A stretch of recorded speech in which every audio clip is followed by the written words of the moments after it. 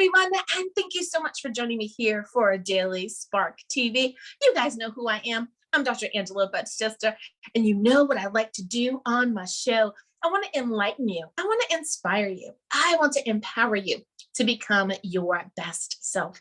Now, scripture reminds us that the tongue is a small thing that makes grand speeches, but a tiny spark can set a great forest on fire. And today, we want you fired up about my guest. Today, I'll be speaking with Charley Swords, and we're talking about her book, Dare to Be a Revolutionary Leader.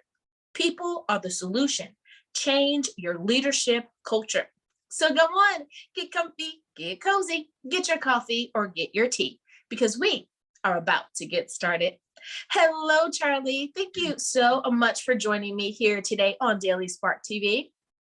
Hello, Dr. Angela. It's an absolute pleasure, and thank you very much for having me on.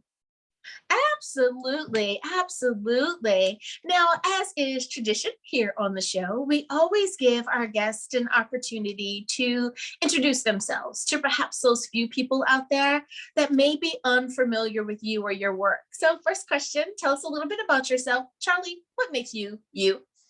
Great. Well, thanks, Dr. Angela. I'm Charley Swords. I'm an Irish woman, and I'm probably best known, I'd imagine, as an international leadership and career mentor and consultant.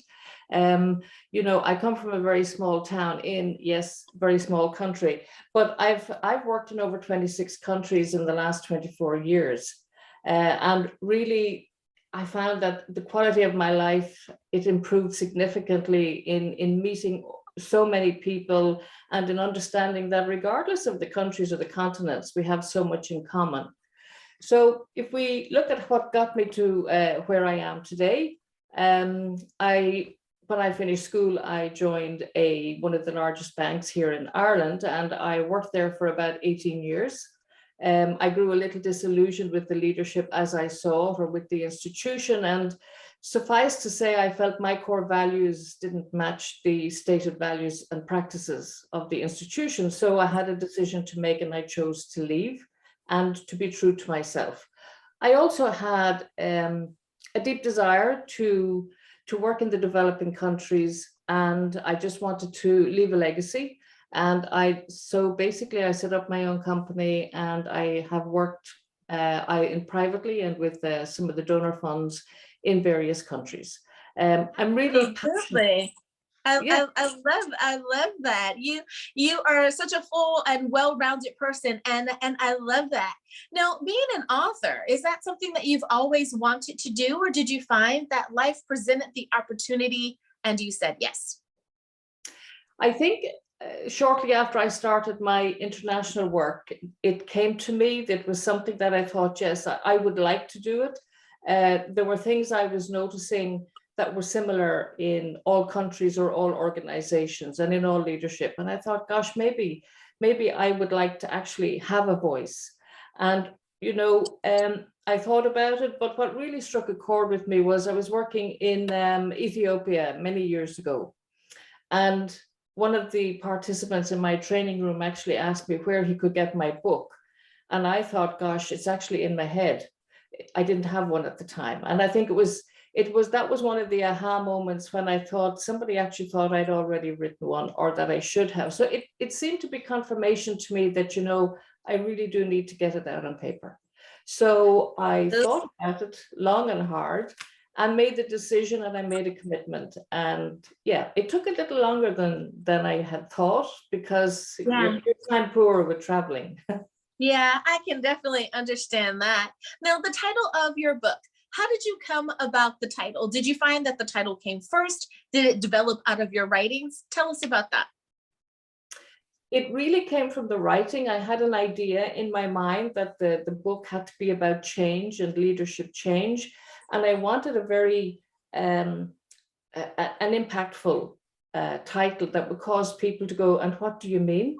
Or what does that mean? So what I did actually was I structured the format of my book, the outline of my book, and I revised it 3 times, but predominantly it was the same format. And then I thought, okay, so what encapsulates all of this? And I Googled so many leadership books you wouldn't believe. And I had a flip chart stand here, and I simply went doodling in this, and I don't know how many versions, but then it came down to 2 variations.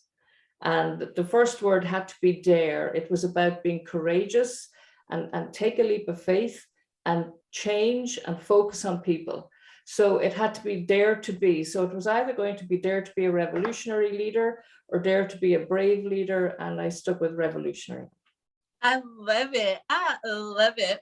Now, when it comes to the proper way in which to read your book, many authors will construct it so that you should read it from cover to cover, simply page after page. Others perhaps break it down into chapters or sections where you should complete that chapter before moving to the next. Some authors I've spoken to choose to do it more like a devotional, where you need to read 4 or 5, 7 pages or so before moving on to the next section. That hopping through the book, or perhaps reading the last page first, really doesn't make you any more aware of what's going on in the book, because it's constructed in a certain way. Did you find that you formatted your book in a particular way so that it can be best utilized, or is it reader's choice? It's a great question. And I actually structured it very consciously. And I structured it in 3 parts. And I would really, based on what you said, I would urge readers, please do not go to the last page first. So there is no plot in this. The book is structured in 3 parts. So the first part is about yourself, the middle section is about your employees, and the last section is about your results. And it's the smallest section deliberately. So in my work with leaders and the management teams and boards of directors over the years, when we talk about strategy and we talk about leadership, it's always about the bottom line and the figures. And, I seem to be quite unique in that I say, could we just park the figures outside the door, and can we come back to, how do you achieve those figures? And all of those figures are achieved through their people, through their employees. And because the employees are down in the pecking order when it comes to developing strategy, largely, I just felt it was important to come back and to put them right back in the center, into the focus. Now, most leaders, I believe, that you don't ever manage people. I think no adult likes to be told what to do. I think all of us have a great capability and a great competency. And I think we need to be very respectful of the adults, the human beings that are being led, that work with us. And I really believe that you lead people and you manage systems, solutions, and situations. And also, what I've seen over the years is that to be a very effective and an impactful and an influential leader, you actually need to step back first, and you need to master self-leadership. And therefore, that is why I structured the book as I did. So the bulk of the book, the greatest part, is on self-leadership, how to develop yourself, how to do the inner work, and to go back in and go, well, who am I really? What is the essence of me? There is something bigger, there's a higher source, my core values, my empathy, my characteristics. And when you've mastered the self-leadership, then you are in a better place to lead your people. Right. Now, when it comes to the ideal audience, not every book is for every person. With that being said, is this the appropriate book for aspiring entrepreneurs, solopreneurs? I like to call them the preneur people, mompreneurs, whatever you are, preneur. Is it okay for someone who is an employee seeking to be a better employee? Or is it just good for anyone who has an interest in making themselves their best self? I think it ticks all those boxes. Self-leadership, we all have a leader in us, whether we're leading ourselves just as a human being in our own personal lives, whether we're leading ourselves as a leader or in a leadership role in the community, in the church, in an organization, as a solopreneur, as an entrepreneur, or as the CEO or a board member in an organization. This book applies to everybody. And it's about not waiting for somebody else to give you permission to lead and to take charge and to be yourself. And it is all about, it's a go-to, it's a guidebook, really. It's something you can dip in and out of when you wish, to be the very best version of yourself, and for everybody who deals with people. And it's about caring for and respecting everybody with whom you come into contact with in life and in business.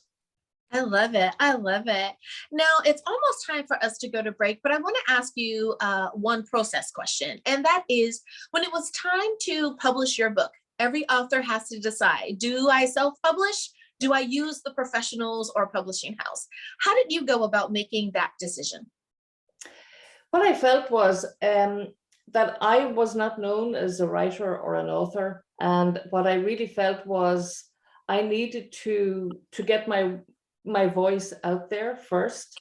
And I looked at my options. I knew nothing about the traditional publishing route, and I knew less, I would imagine, about the self-publishing. But when I looked at my options, I have a great affinity with Louise Hay and Hay House. And then I focused really on Balboa Press, because they are a subsidiary of Hay House. And I love their teaching. And to be quite honest with you, they took me through the process very, very diligently, very clearly. And I just felt this is the way for me to go. And I felt that I would get the support that I needed, and that they understood what I wanted to achieve with the book.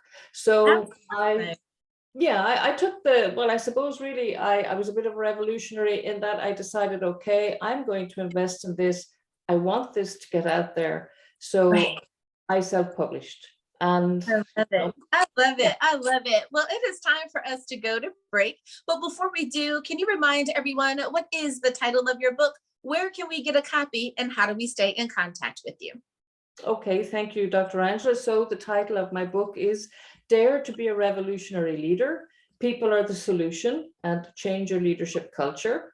It is available on Amazon, Barnes & Noble, and with Balboa Press, and in all great bookshops. And you can keep in touch with me via my website, charleyswords.com, and also on Facebook, charleyswords.com. Thank you so much for that.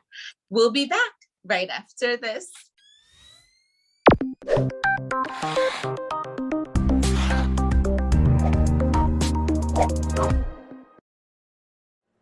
There's something I need to tell you. This relationship isn't working. It isn't good for me. I'm breaking up with you. It's not me, it's you. I became dependent on you. And you were always there for me, even when I was at my worst. But I didn't realize the damage you were doing. You created a toxic environment. Not just for me, but others too.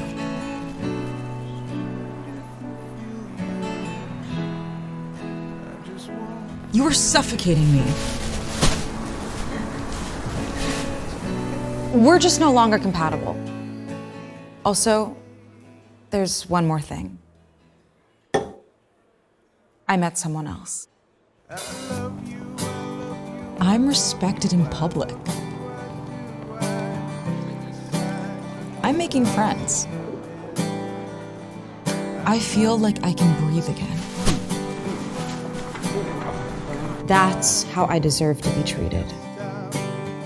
我们书店结束了。 तुम फिर से कभी नहीं मुझे दुख दोगे। Ni siquiera te necesito. Parce que j'ai une autre option. And it's a healthy relationship.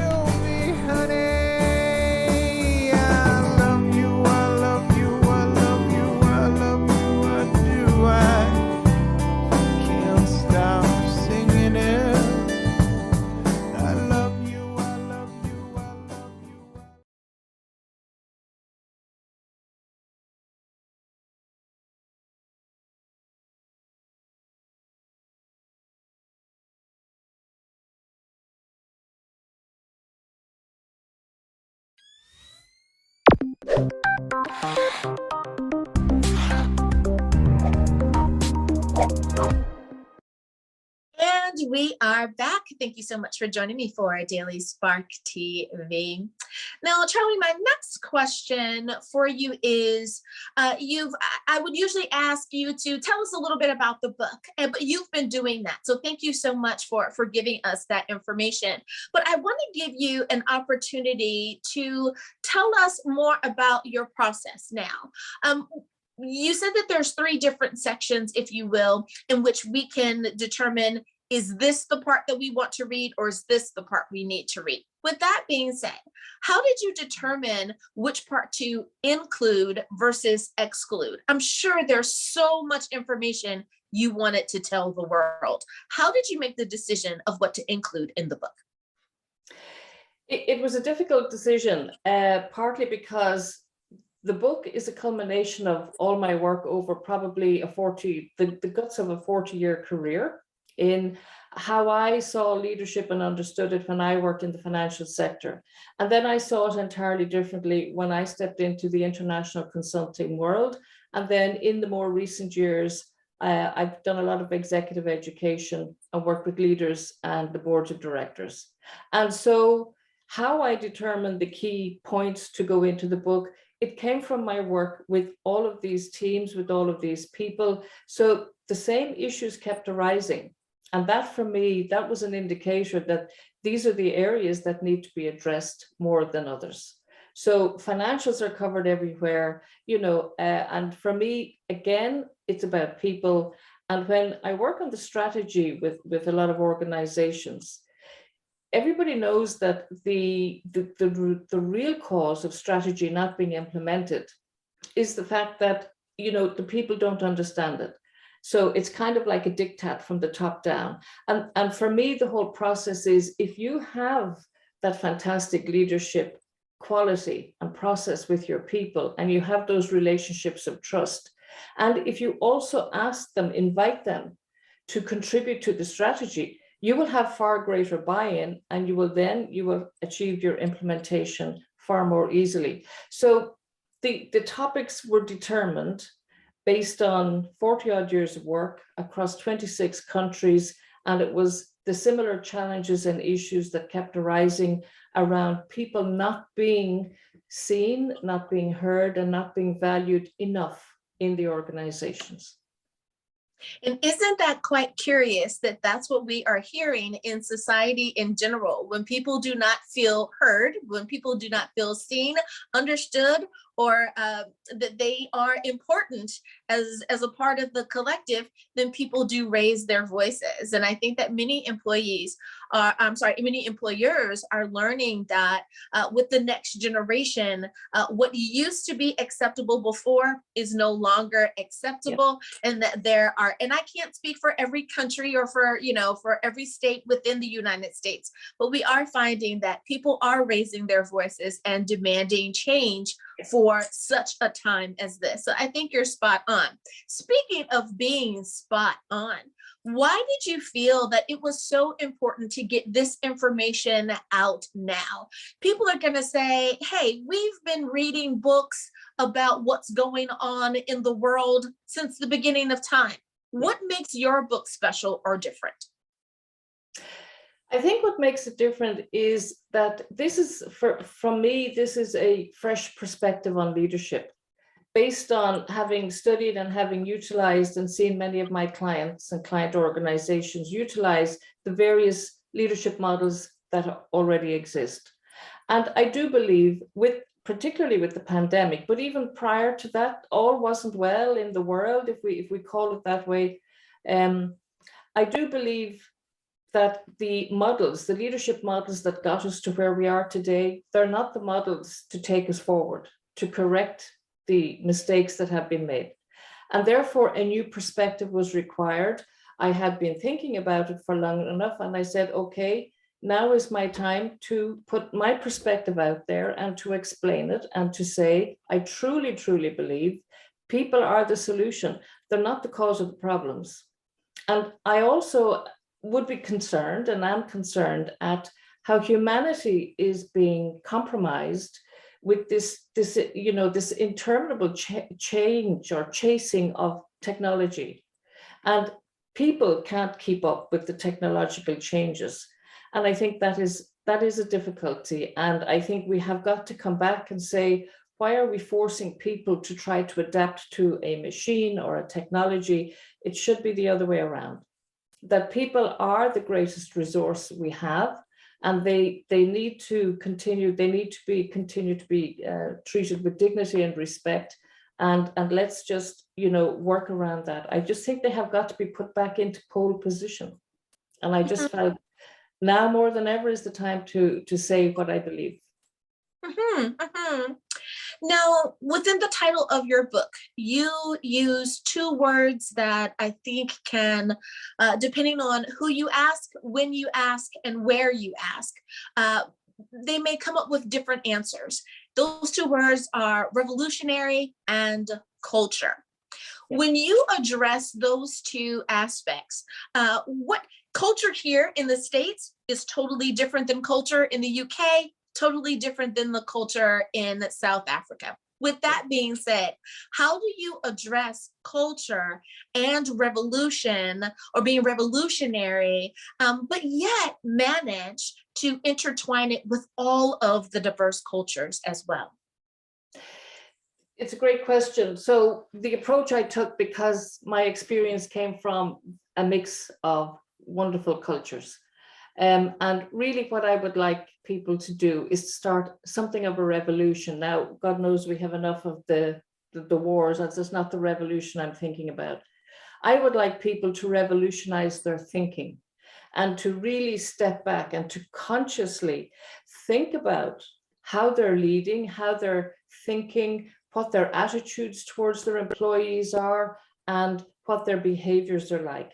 We hear about, yes, we have to be a great role model, but talk is cheap. So it's about really step back, take the time, and revolutionize your thinking. And as part of that process, I believe that then when you revolutionize and you become that revolutionary leader, that I do a lot of work with executives on culture. And predominantly the discussions start around, we need to have a culture of change, or we want to develop a culture of innovation, or a culture of learning and development. And while they are all fantastic in their own right, I believe that the overriding culture must be a culture of respect for the people who at every level in an organization who work in it. And that's how I see the title. So the revolutionizing is revolutionizing the thought process and to become more conscious leaders. And the culture that I believe is most required now is a culture of respect. And the others can be subcultures within that, but the umbrella culture, the overriding culture, has to be one of respect. And that I could not agree with you more. And I find that as I speak with our millennial generation, that is one of the things that they were almost demanding, is that everyone should be treated with respect and dignity. So I really know that you are on to something there. Now, I want to ask, we have time for maybe one or two more questions, but one thing that I want to ask you is, what is that overarching message that you want for someone who has picked up a copy of your book? What is the one takeaway that you want to make sure they're aware of? I want them to become increasingly aware of their own value and worth as an individual and as a professional. And I want them to do the inner work. I want them to value themselves enough to take the time to do the inner work, to really come back to the essence of who they are. And I want them to understand that the influence and the impact that they can have for the good on everybody else, on their team and in their life. So it really is a case of step back, master your self-leadership, your self-development, your thought process, and that will then help you to have a lasting impact. So I really want the reader of my book to go, wow, that really helped me develop myself, as a result of which I'm going to do more to respect and value and develop the people who work with me. And I would hope then that, you know, the legacy is that this will continue for generations to come. The book is not dated. And I hope that the content and the learning will not be dated either. I love it. I love it. So I love how you say that, because that means that the information is appropriate for now. Whenever it is that you read it, it is appropriate for that day. Very mindful of you. I love it. I love it. Yes. Well, Charley, thank you so much for spending time with us here today. I tell you, we need more time because you are such a wealth of information, and I would love to spend more time with you. Anytime you want to come back, please know that you are welcome to do so. Absolutely. Now, Thanks before very I much. let you go, could you please remind everyone, what is the title of your book? Where can we get a copy? And of course, how do we stay in contact with you? Absolutely. Thank you. So my book is Dare to be a Revolutionary Leader. People are the solution, and change your leadership culture. It's available on Amazon and on Barnes & Noble and on the Balboa Press website. And it's also available in all leading bookstores. And you can please, by all means, keep in touch with me via my website, charleyswords.com, and on Facebook, charleyswords.com. So thank you very much. Thank you. And viewers, thank you for spending time with us here today as well. I hope that we have enlightened, inspired, and empowered you again today. As always, may the Lord continue to shine his face upon you. May you receive his grace and his mercy in all that you do. Until next time, everyone, remember that you are blessed in the Lord. Have a great day, everyone. Hi, do you have something to share? Be a guest. Want to sponsor an episode? Visit drangela.chester.com. Thanks again for watching Daily Spark TV.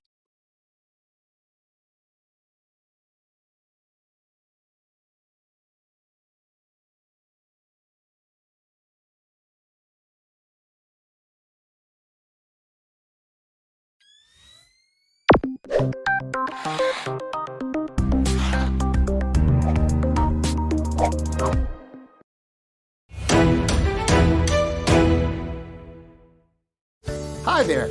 If I can show you how to get your own TV show or independent movie on a global TV platform, reaching 50 million homes and devices for free, would you give me about 15 minutes of your time?